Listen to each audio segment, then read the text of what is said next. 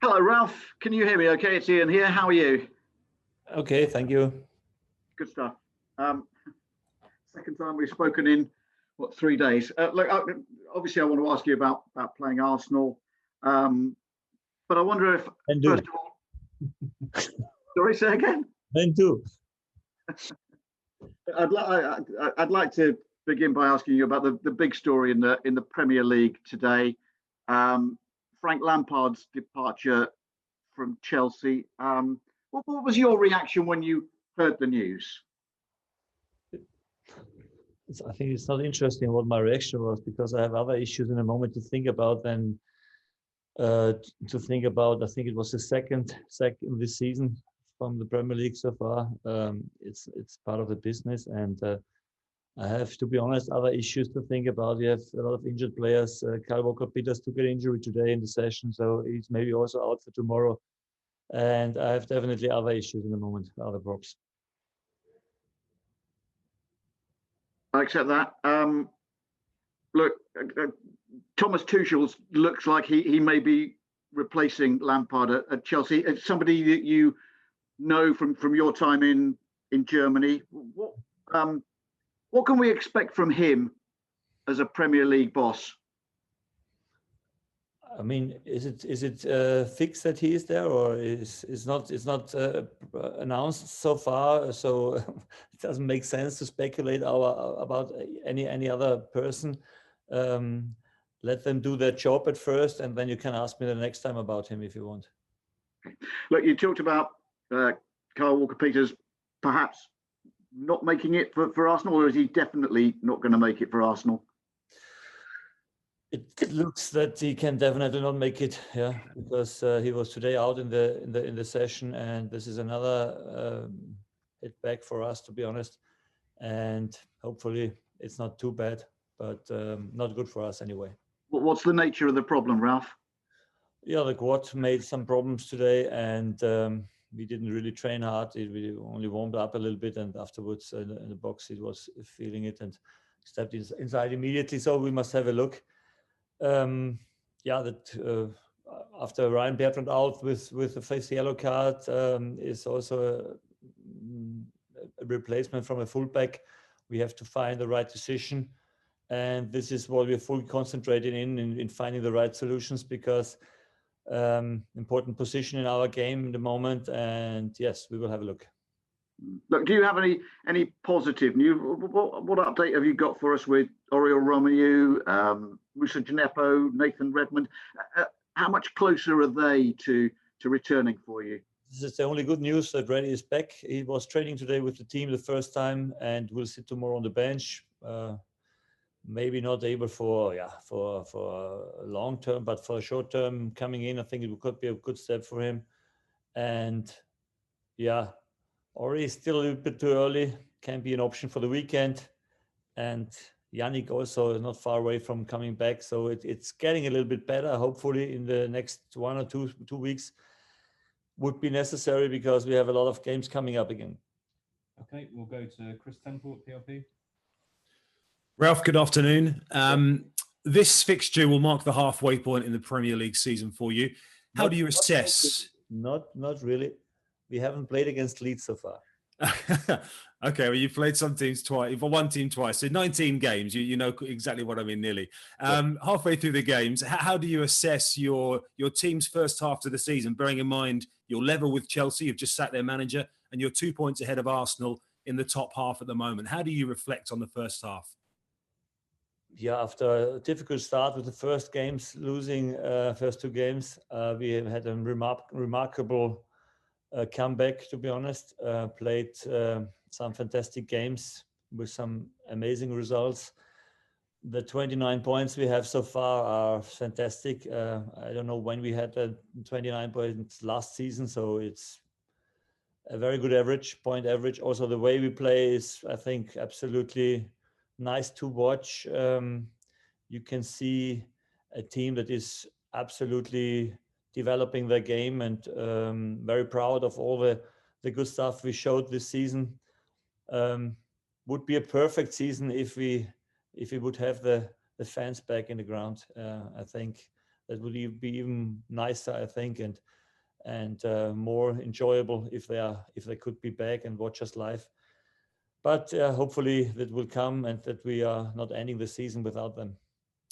You mentioned some of the vagaries, I guess, of the strange season. One of them has been the relentless busy schedule, and your progression in the cup obviously gives you another fixture, which I know you're happy about because you're still in the cup. Are you able to enjoy the busy schedule, Ralph, given that you've had some key injuries, although some of them are coming back? Are you, as a manager who loves being on the training ground, are you able to enjoy the fact it's game after game after game? In general, yes, when it is not lasting for 7, 8, 9 weeks or 3 months in a row, that it's not so, this is not so nice, because then you can feel that some behaviors in your game are dropping a little bit, getting weaker and weaker without without having sessions to work on them. But in general, when the team is in a good shape, when you have not too many injuries, then I enjoy playing 2 or 3 weeks in a row with midweek games. So in general, yes, I like it, but not just finally from me, are you a believer in the psychological impact of beating Arsenal at the weekend will count for something in tomorrow's game? It's a new game, and I don't know how much impact it has in the game tomorrow. Definitely they will want to turn the table around, and for us, with a few changes in the team, we have to show another good performance. I think with the ball we can play better than on last Saturday, because it was definitely not our best game with the ball. Against the ball, it was a very good game, and this is against this top 6 teams most of the time the more important thing. And when we can manage to bring both strong parts of our game on the pitch, then we have a good chance to win again. Good luck, Ralph. Thank you. Thank you. Okay, we'll go to James Savundra at TalkSport. Ralph, it's obviously a big blow to be without Ryan Bertrand and most likely Kyle Walker-Peters tomorrow. How do you plan on coping with their absence? Do you feel like you've got a solution that can counter that blow? Yeah, we have to find a solution, and we have to find the right players to help us there. And there are some young players, they want to step in then and grab that chance with both hands. And I think we must and we will find a team that is hopefully competitive. Last season you spoke about a target being 36 points when the squad was really struggling. You're only 7 points off that now. I wonder if you set a target in your head, or the target that you've used to try and spur the players on? Not really, to be honest, about how many points we should take at the end of the season. When the second part is as successful as the first one, we end up with 58. It would be unbelievable. And we are still in the FA Cup, so we have 2 targets. What we want to do it as good as possible. But I don't know.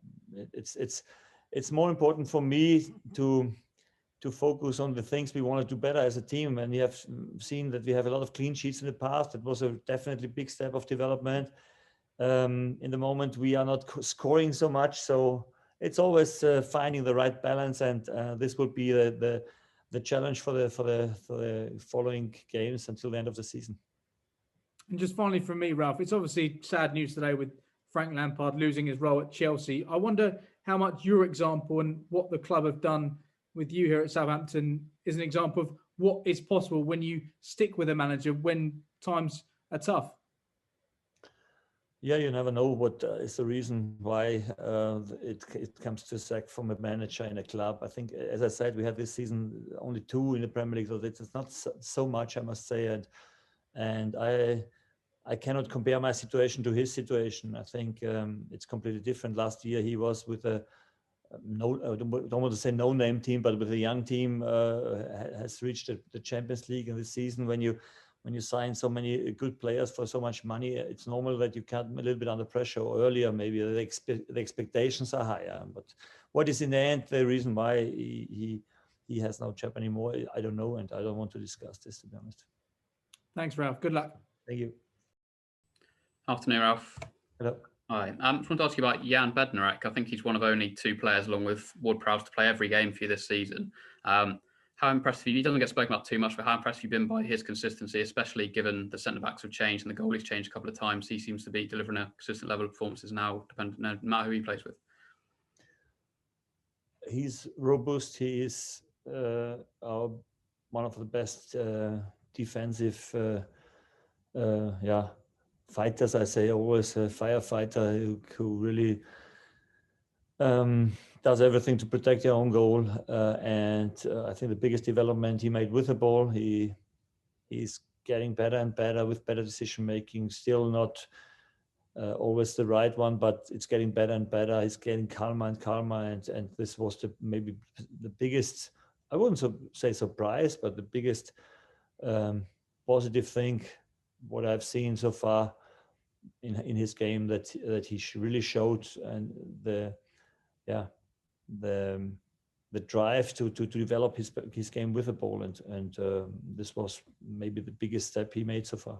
And obviously, it sounds like the defence might change again tomorrow with injuries and suspensions and things like that. There's a week to go in the transfer window. I know you said it's difficult to bring players in this month. Would you still like to get a full-back as cover? Or are you happy with Jake and Jan, what they can offer? Are you still hoping to get something done if you can? We are still looking, yes. We know this. We know that we have that not the most experience to replace them. So we need a good package if we want to make us strong on this position. And you never know. You see how quick it can go, and suddenly you lose both, and then you are a little bit out of experience on this position, and it's sometimes important to have a good replacement there. Yes. Thank you, Ralph. Thank you. Okay, Dan Sheldon. Thank you, Jordan. Good afternoon, Ralph. You'll both be pleased to know the birthday banners have now gone. I checked the room before I came in. There's such an app I've seen where you can change your background, you know? Yeah, I know. I did in front of the, I don't know, New York skyline or whatever. Makes it a little bit more global, eh? Yeah, exactly. A bit more glamorous.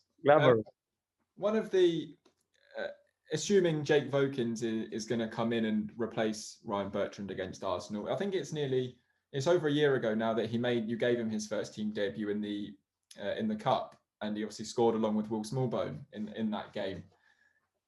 It's been tough for him to get in and around the squad since then, but what's he shown you over the last 12 months that has made you kind of turn to him again, and you've given him some more games in the FA Cup, and he's been on the bench, sorry.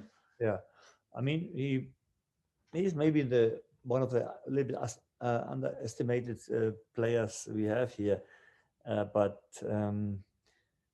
especially with the ball, I think he learned a lot since he's working with us, and his left foot is fantastic. Has a good cross, can also score goals there, and with his attitude, especially his work attitude of deep runs, of running in behind, he learned a lot, and he's getting better and better.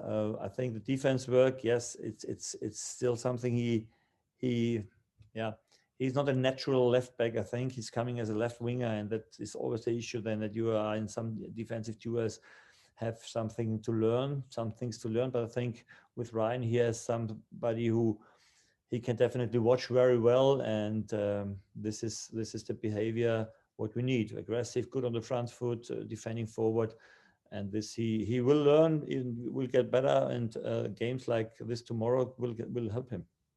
And equally on the other side, assuming you turn to Jan Valery, he obviously came on against Liverpool in a number 10 role, and almost without the defensive shackles around his ankles, he looked like a completely different kind of player. Perhaps when it's in defensively, we saw Jack Stevens sort of give him a little shake the other day, say, "Look, Jan, remember where you are. You're a defender," type thing. Is that the hardest part with the kids that you find, is getting them to learn your defensive system? I've spoken at length with Yannick Vestergaard about the nuances of what you're doing at the back. Is that a really difficult thing to do for the kids, or?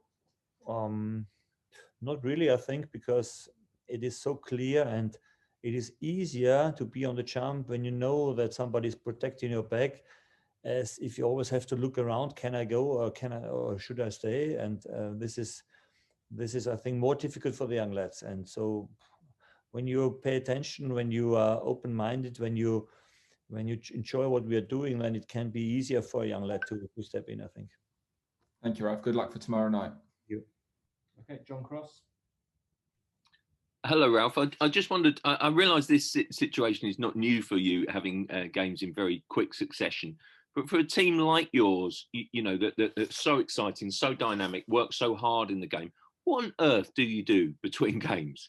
I mean, is there literally, you know, nothing you can do in terms of, I don't know, fitness or training work? You must feel so restricted as a manager. How difficult is it? Yeah, in the moment it's a big challenge because, and this is what I've spoken very often about, the reason why that we cannot use every facilities we have here, and we have a lot of good recovery facilities, and if you in this busy time cannot use them, and then it's not the perfect recovery, and this is maybe a reason why we are also struggling a little bit with injuries this season. Because last season we had also an intense time over Christmas and we had no injuries at all. And I think because of the COVID situation and because of the restrictions we have, it is definitely clear that there are a few percent missing in bringing the guys back in the best possible shape. That it is possible even with our intense way of playing football. We have shown also last season that it is possible, definitely. But at the moment, this is maybe an issue we have, yes. I was just going to ask you, you know, if you've beaten Arsenal on Saturday, you face them again tomorrow, can that mentality, can that little mental edge give you a little advantage? Or, you know, does it count in these situations when clearly you are going to be, you know, struggling for fitness and indeed for players? The question, if it's then easier, I must say no. If it's a weaker team that is coming now because they lost against us, I must say no. I expect more the opposite, and we have to prepare for a very, very tough second game now. But what I can also say is if we are scared for that we have to lose more now, no. We are convinced about that we can play better than on Saturday, definitely, and that's what we want to do tomorrow. Thank you. Okay, Tom Leach. Hello, Ralph. How are you? I'm okay, thank you. All right. I heard you praise Ibrahima Diallo on Saturday for how robust he's been since he's been with you. That made me wonder how important that is to you when you're scouting potential January transfers or summer transfers. Do you look at their injury record? Do you look at potentially any problems they've had recently or maybe years down the line? Or do you never truly know how robust a player is until he sets foot at Stable Wood? Doesn't make sense to look too much on injury history because Ibra was long injured before we took him, and Sali was long fit before you took him. So I think this explains everything. Huh? You're never sure. Huh? This is a part of a player. You always need luck, and you always need the right player in the right moment. But sometimes injuries are coming, and then you're struggling. This is a part of a player that you can only control in a minimum, not really a lot. On Diallo, I think you said yourself on Saturday how aggressive he was against the ball, and how good he was for you in that aspect. When you see something like that in a new player, how much does that potentially reshape your approach overall to your philosophy or how you play? Do you see something in a player like that and what he has different to Romeu and think to yourself, okay, we can now unlock a new way of playing against the ball? I mean, it was relatively clear when I saw him in the summer coming that he is explosive, that he has also a good speed. Okay. But we had a fantastic center with Ori and Prowsey, and they played some fantastic games there and know each other very good. So it was tough for him to step in. But I always knew when he gets the chance to show up, he will immediately grab it with both hands and show up and play some good games. That was not so surprising for me, to be honest, because I saw in the sessions how good he is. And what I really like from this player is his attitude and his calmness to wait for the right moment and only giving pressure on the pitch, not speaking about anything or coming and ask me. I went to him twice and said, like the way you train, like the way you work, the moment will come and then you are there. And he was fine. absolutely settled, controlled, and definitely also from his mentality, exactly the player that you want to have in your team. And I don't have a problem when Ori comes back now, because for such a player you always find a position in the team, and when you have such a strong player, we have a few similar positions to the 6, so I can imagine him also on the 10 or as a fullback if it's necessary. Okay, brilliant. Thanks, Ralph. Thank you. Okay, Adrian Kajumba. Hi, Ralph. How are you? I'm okay, thank you. Ralph, just on Kyle Walker-Peters, did you say it was a quad injury that he did? Yeah, it seems, yes. And how do you expect to, in terms of trying to find out how long he's going to be out for? Is that something you think might find out today or tomorrow? Is it going to be maybe later on in the week? You have to leave it to assess, maybe. I haven't spoken now. It was too short to speak now with the doctors before the press conference. They will speak with me after the press conference, and then we know a little bit more maybe about it. And just on Kyle, he's obviously been a very big part of your plan. So even just losing him for one game is obviously a setback and a loss, isn't it? Yeah, losing players from the first 11 is never nice, but can never be the biggest issue. We will always have to be able to replace them and to stay strong. And just lastly, Ralph, last week you touched on it a little bit about the difficulty in trying to get players in this window because other managers, other clubs sort of holding on to their players in the case of COVID and isolation and all the sort of associated issues. Do you fear that that's going to sort of cost you in terms of trying to get a fullback in the rest of this week, maybe, or any other business you're trying to do, or are you still hopeful? Still hopeful, because the more it comes to the end of the transfer window, the more pressure the players also make on the clubs because they want to leave. I mean, when you have no perspective anymore and not even part of the squad, I think it's also not good for the club to keep them, because when they not play, they are not getting better, and they lose worth. And I think in the end, it must be a win-win-win situation for everybody. The best thing to do, and I'm still hopeful. Yes. Thanks, Ralph. Thank you.